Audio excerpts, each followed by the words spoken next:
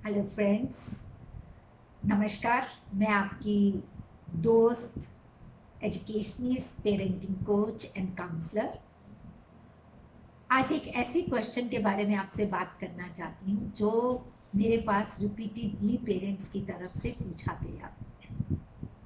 बहुत बड़ी प्रॉब्लम है। पेरेंट्स ये कहते हैं कि बच्चे हमारी बात नहीं सुनते, हमारी बात नहीं मानते। वो कुछ भी हो, चाहे वो खाने से रिलेटेड हो, उनसे घर के किसी काम की रिस्पॉन्सिबिलिटी देनी हो, उनको अपने साथ कहीं लेके जाना हो, सुबह जल्दी तैयार होना हो, कुछ ऐसी चीज़ें जो एक हैबिट्स का पार्ट होती हैं, जो एक बच्चे को प्रज्यूम किया जाता है कि वो माने, ऐसी सब बातों की प्रॉब्लम आती है। और सबसे बड़ी बात आ जाती है कि बच्चा टीवी देखता है, सुनता नहीं है, मोबाइल पे रहता है। आपसे मैं एक छोटी सी बात एक पूछना चाहूँगी। आपने कभी कार खरीदी होगी। आप जब कार खरीदने जाते हैं, आपको एक बहुत ही एक्सपर्ट लोग आपको उसकी पूरी डिमॉन्स्ट्रेशन देते हैं। डिमॉन्स्ट्रेशन के बाद आपको एक इतना बड़ा मैनुअल मिलता है जिसको आप पढ़कर अच्छे से उसका सारे फीचर्स को समझते हो। और ऐसा हर गैजेट, हर एप्लियंसेस के साथ होता है। छोटा सा टॉय भी आप लेने जाते हो तो आपको उसकी डिमॉन्स्ट्रेशन मिलती है और उसके साथ मैनुअल मिलता है। आपने कभी सोचा जब आप पेरेंट्स बने थे तो क्या कोई ऐसा मैनुअल मिला? अब ये एक बहुत ही ट्रेजिडी की बात है कि सबसे इम्पॉर्टेंट सब्जेक्ट ऑफ लाइफ जिससे ह्यूमैनिटी इफेक्टेड होती है उसको हम निग्लेक्ट कर देते हैं। पेरेंट्स ज़्यादातर पेरेंटिंग की ट्रेनिंग लेते हैं अपनी मदर से, मदर इन लॉ से, बड़े बहन भाई भाभी वगैरह से आसपास देखकर। उनके पास कोई ऐसी एक्सपर्ट गाइडेंस नहीं होती कि हर बच्चा अलग है और उसको एक ही तरह से नहीं सोचा जाता है। इसीलिए अपने ही घर में जब दो बच्चे होते हैं तो पहला अलग होता है दूसरे से। जरूरी नहीं होता वो दोनों सेम हो। पहले कभी बड़ा बच्चा बहुत शांत होगा, बहुत ओबीडियंट होगा, दूसरा बहुत जिद्दी होगा, कभी दूसरा बहुत ओबीडियंट होगा, पहला जिद्दी होगा। इसका मतलब हर बच्चा अलग है और आपका पेरेंटिंग स्टाइल भी सबके साथ अलग होना चाहिए। अब यहाँ पर दो गलतियाँ हो रही हैं।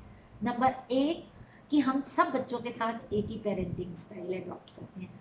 नंबर दो, हम कन्वेंशनल पेरेंटिंग स्टाइल को अप्लाई करके बच्चों को आजकल डील कर रहे हैं। आपको याद हो जब पहले मोबाइल फ़ोन लॉन्च हुआ था और आज के स्मार्टफोन में कितनी डेवलपमेंट हो गई, तो क्या ह्यूमन बीइंग्स इवॉल्व नहीं हुए? ह्यूमन बीइंग्स भी तो इवॉल्व हो रहे हैं। आप अच्छी तरह जानते हैं कि माँ की थॉट प्रोसेस का ड्यूरिंग कंसेप्शन बच्चे पे बहुत असर होता है। हमारे वैदिक पीरियड में भी इसके बहुत सारे इंसिडेंट अवेलेबल है और साइंटिफिक तरीके से भी ये सब प्रूव हो गया। अब पहले की माँ और आज की माँ में बहुत अंतर है। पहले डिफाइंड बिल्कुल रिस्पॉन्सिबिलिटीज होती थी। फादर को ऑफिस में जाना है, बाहर के काम करने हैं, माँ को घर में रहना है, घर बैठ के उसने ये करना है।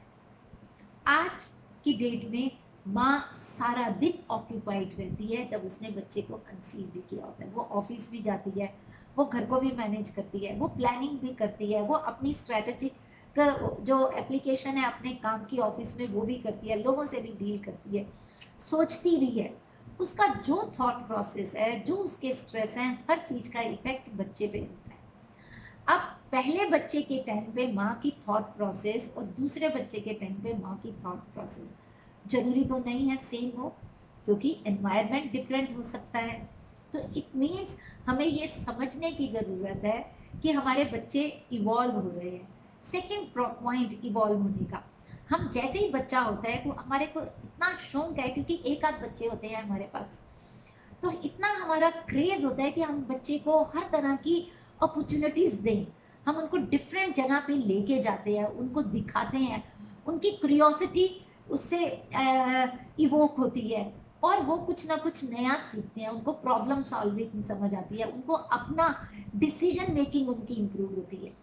अब ये सब के साथ और टॉयज भी इसी तरह से हैं कि बहुत तरह की लर्निंग स्किल्स सिखाई जाती हैं। स्कूल में भी, प्री स्कूल्स भी कुछ स्पेशलाइज तरीके से हॉलिस्टिक डेवलपमेंट के ऊपर काम करते हैं और बच्चा एक लेवल तक बहुत स्पीड से सीखता चला जाता है।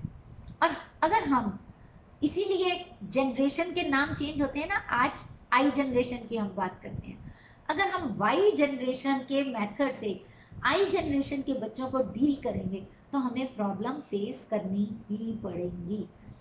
ये बिल्कुल वैसा है, आपने एक 60 लाख में गाड़ी खरीदी, एक ब्रांडेड बढ़िया गाड़ी खरीदी जिसके 60-70 लाख रुपए आपने लगाए, और आपके हाथ में मैनुअल जो है जिसके हिसाब से आप उस कार को ऑपरेट कर रहे हो वो 6 लाख की गाड़ी का है, तो आपको उस गाड़ी के किसी फीचर के बारे में कुछ समझ नहीं आएगा।